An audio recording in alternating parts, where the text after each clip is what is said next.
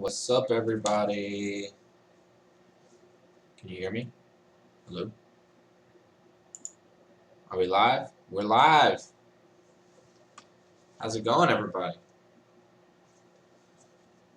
RC3 WrestleTalk here to discuss Elimination Chamber 2020. What's that? You guys doing all right this evening? I want to start off. I just want to run through this card. I did not watch the pre-show. I know that the Viking Raiders beat Hawkins and Ryder. Was that match announced on Raw? Was there anything building to that? Did I miss something on Raw? I don't understand exactly what that was. Like, were they just trying to get the Viking Raiders a win? What was that about? I don't know. I'm gonna keep this brief, guys. I am not feeling well tonight, so I'm gonna keep this brief. I just want to run through the card, give you my opinion on each match.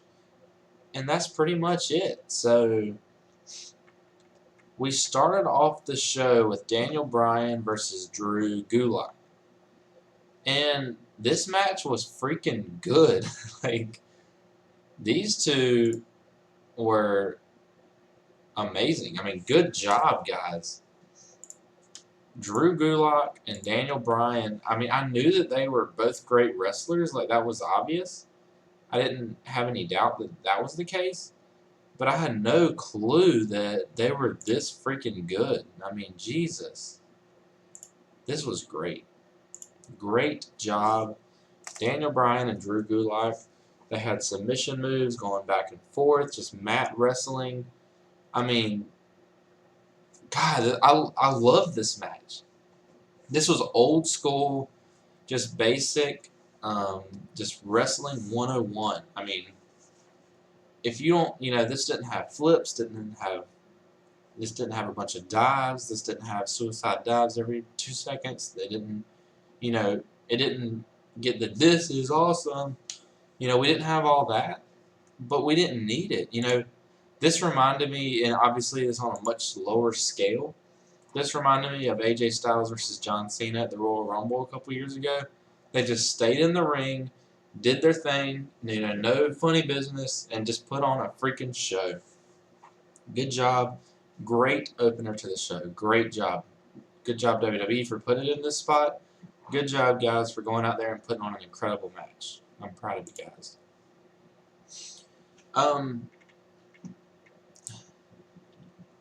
Sorry if I'm having to take breaths in between each sentence because I just do not feel well. My nose just stopped up. I'm short of breath. But I'm here with you guys. That's all that matters. Andrade versus Humberto Carrillo. Good match. I'm not going to say it's one of the better matches between these group of guys, the United States title picture.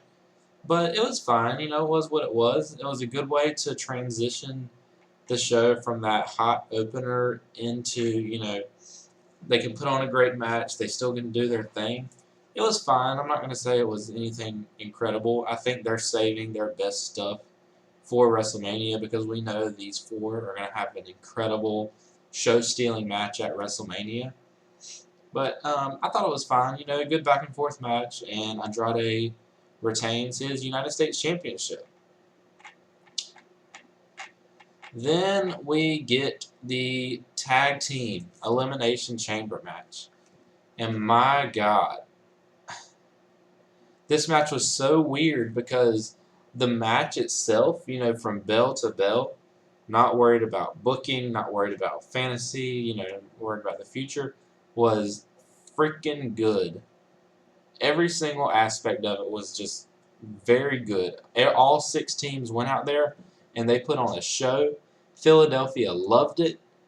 I loved it as far as the match goes. The problem here, and if you watched my show the other night after SmackDown, I said there was only one way to do this match, and if you're going to keep the titles on Miz and Morrison, which was not the one way to do this match, you could have done it in a better way. I don't know why New Day and Usos needed to be the last 3 teams. You could have done, get the New Day, give Heavy Machinery, they're obviously the hot team right now. Give Heavy Machinery the rub. Let them eliminate New Day. Let them eliminate Usos. And then what I said originally was the one way to end this match was to have them win by pinning Dolph Ziggler. I'm fine with holding that moment off until WrestleMania if that's what you want to do. But with that being said, I don't need you. I didn't need to see them go out like second. You eliminated Lucha House Party, and then I don't understand why we needed to beat them right away and do the Dolph Ziggler spot then and have Otis busted through the pod and busted out the door, which is a freaking cool spot. I really like that. But why did you need to do this now? You could have had this as the last part of the match. This is how I would have booked it. If you're going to keep the titles on Miz and Morrison, which is fine, I'm fine with that, and save the moment for Ziggler and Heavy Machinery later, have it come down to two teams. Have it come down to those three. Let Heavy Machinery eliminate Usos and eliminate New Day. Give them a huge rub. And Heavy Machinery is the hottest team in the WWE right now. And you just eliminated them. But have them go out, beat Usos, beat New Day.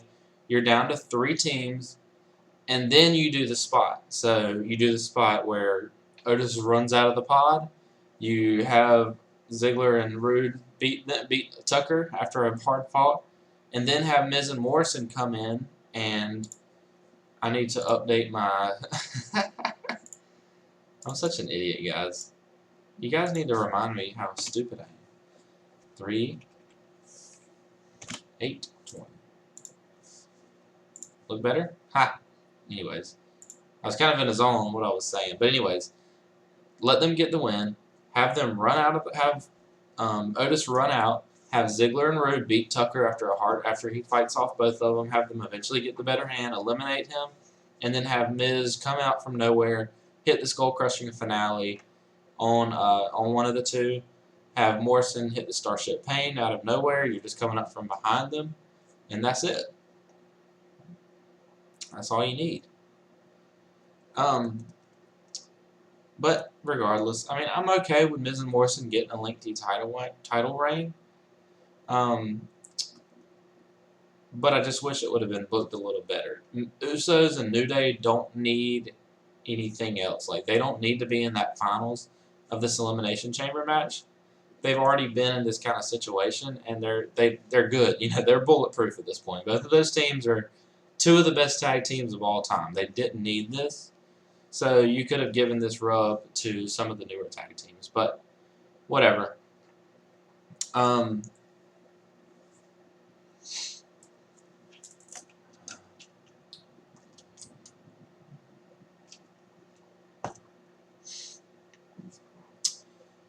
AJ Styles versus Aleister Black. Great match. Great match. You're setting up WrestleMania. You put on a great match. You give Aleister Black a big win. This was fantastic. Good job. Good job on booking. Good job on match. Good job on everything here. This was just good stuff all the way around. Good job, WWE. All the way around. My screen went black. There it is. Basically, you had Aleister Black fighting off the entire OC the entire time. He was just going back and forth. The OC kept getting involved. They're putting on a freaking show. There's tables involved. There's chairs. There's nasty kendo stick shots. And then at the end, OC's about to take him out, take Aleister Black out. Lights go out. Gong. Undertaker shows up in the ring. He choke slams Gallows and Anderson. Gives it to AJ Styles. Gong again. Undertaker disappears. Black mask, and it's over. Good job. Good job. You kept AJ Styles strong. You gave Aleister Black a huge win. You set up a match at WrestleMania. You made the babyface look strong. Undertaker gets a match, and it's been played. Now all we need now is tomorrow night. We need an explanation from Undertaker on why he's going after AJ Styles. What reason does he have to be going after AJ? That's what we need to know moving forward. But regardless, I thought this was very good. Very, very good. My prediction was spot on for this. I was exactly right.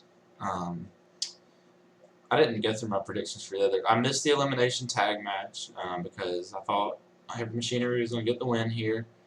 I was right on Andrade. I was right on Daniel Bryan. So I've only got one miss so far. It happened to be the biggest match of the night, but whatever. Street Profits versus Seth Rollins and Buddy Murphy for the tag team titles.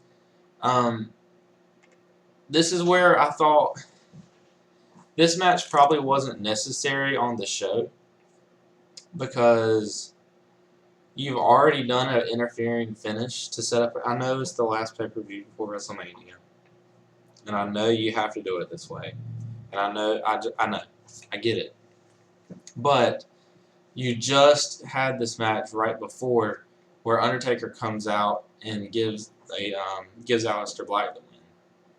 So I didn't need to see another match with more interference directly after that. That wasn't necessary.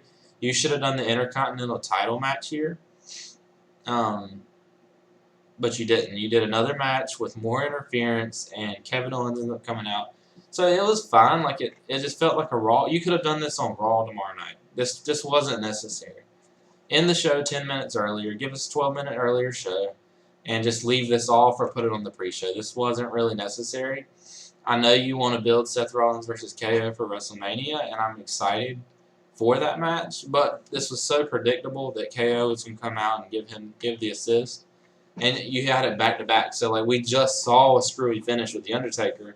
Even though it was an ODQ match, it was still a screwy finish. And then you have another screwy finish right after that with Kevin Owens. This wasn't it. That wasn't good. No, not good. Not good here. I was not impressed with this match at all, but whatever. Then we move on to the Intercontinental Championship, and my God, Sami Zayn, who barely has wrestled in freaking forever, is the Intercontinental Champion.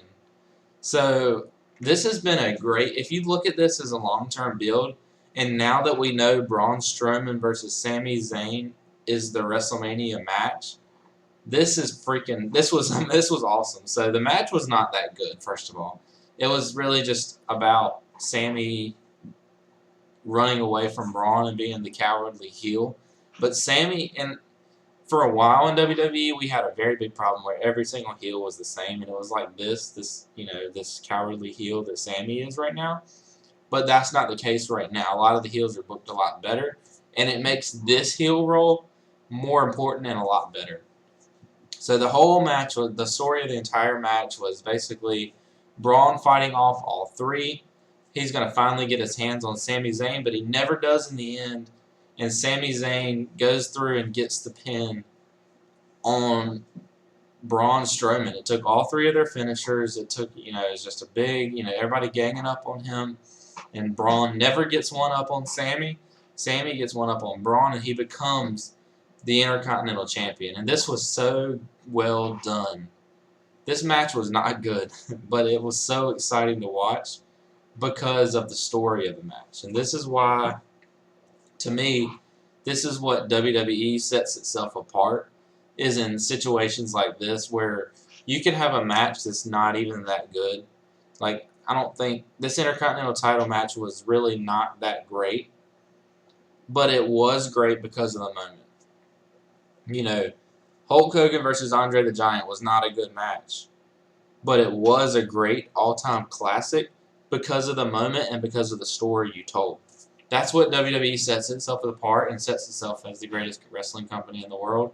I know that's going to piss a lot of you off. That's not what we say on the internet. We're supposed to say WWE sucks, AEW rules, New Japan, woo! And I love those companies, but they're not capable of doing this story right here. Good job. This was fantastic. I can't wait to see Strowman versus Zayn at WrestleMania. That made me excited for the match. I mean, good job.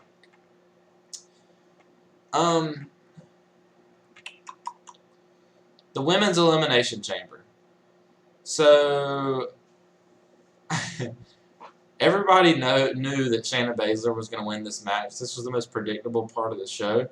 But she freaking killed all 5 women in this match. And let me tell you, the spot with Liv Morgan getting thrown into the glass might have been the nastiest Elimination Chamber spot I've ever seen. She picked up Liv Morgan, she like swung her into the cage, and then she swung her around the other way into the plexiglass of the pod, and God knows freaking Liv Morgan is dead. She killed her. I mean, Jesus. So, leading up until the end of this match, where Baszler just started running through everyone, this was not that great. I don't think the match lived up to the hype. It was all about getting to Shayna Baszler and her just dominating everybody, but it was easily booked, and Shayna Baszler just ran through everybody. So there's not a whole lot to say about this match. I don't think it was one of the better Elimination Chamber matches, but it was fine and it told the story. I kind of wish Becky Lynch would have came out at the end and kind of set the scene for that WrestleMania match, but I guess we'll get that tomorrow on Raw. I want to see where this match goes because of how great Becky was in WrestleMania season last year. What can we do this year to top it? So Shayna Baszler is a very similar character to Ronda Rousey was before. And now we're doing it again, but it's just one-on-one Becky Lynch versus Shayna Baszler. So I'm excited to see where this goes and how we build this to WrestleMania and how Becky can become Becky Lynch again, how she can be the man, the one that we fell in love with. How can she get back to that point? Because up till now, she hasn't really been ever since WrestleMania last year, she hasn't been as hot as she was when she started. She's been, she's cooled down a little bit. Her storylines have been kind of mediocre, but she's had the title for a year. So when Shayna Baszler allegedly beats her at WrestleMania, it's going to be a huge moment, but Shayna Baszler is a heel, so how can we make that moment feel special? Shayna Baszler is getting older. She's like 38, 39 years old right now, so she only has a couple of good years in her. So how can we capitalize on this moment at WrestleMania and make Shayna Baszler a gigantic star moving forward, but still be a memorable WrestleMania moment with the babyface losing her year-long championship reign? So that's going to be interesting to see how that's booked. As of right now, it's not, it's not clear as to what direction they're going with that match. But with that being said, still am very intrigued to see where they go with this program. Shayna Baszler is going to win the women's title at WrestleMania. I'm telling you guys right now, go ahead and write it down on your calendars. Shayna Baszler, new women's champion. But how are they going to do it? How are we going to get there? It's not about the result. It's about the journey to get there. That's my argument with everybody that says WWE sucks. Let's go for the journey, guys. You can't get everything right now. We got to go along for the journey. So we'll see how it goes, guys, but that's all I've got for tonight. I just wanted to run through the show. I'll be back tomorrow night after Monday Night Raw at 11:15 p.m. Eastern Time, as always. But thank you guys so much for watching. I appreciate your time. I thank you. Thank you on Facebook in advance for being the amazing audience that you are. Go to rc3entertainment.com. Read my written review of Elimination Chamber. If you don't want to watch the entire video, you can just read the written version and go a lot faster. I give star ratings for every single match. That will probably be up tomorrow morning. Patreon.com/RC3ENT if you want to support the channel. Twitter.com and Facebook.com @RC3ENT. Thank you guys so much for watching. I love you guys. I appreciate the support. Leave a comment below and let me know what you thought of Elimination Chamber 2020. I give it a solid 6.5 out of 10. I thought it was a decent show. Nothing amazing, but it was what it was. It's just one stop going into WrestleMania. So we'll see. It'll get better. And we'll see how the final booking to WrestleMania goes. I'm excited to get started tomorrow night. This is the 4 to 5 weeks a year where WWE really ramps up their Raws and SmackDowns and puts on a great show. So we'll see how it goes. Thank you guys again. Thank you so much for watching. I love you guys. This has been RC3 Entertainment, rc3entertainment.com. RC3 WrestleTalk is signing out. Good night.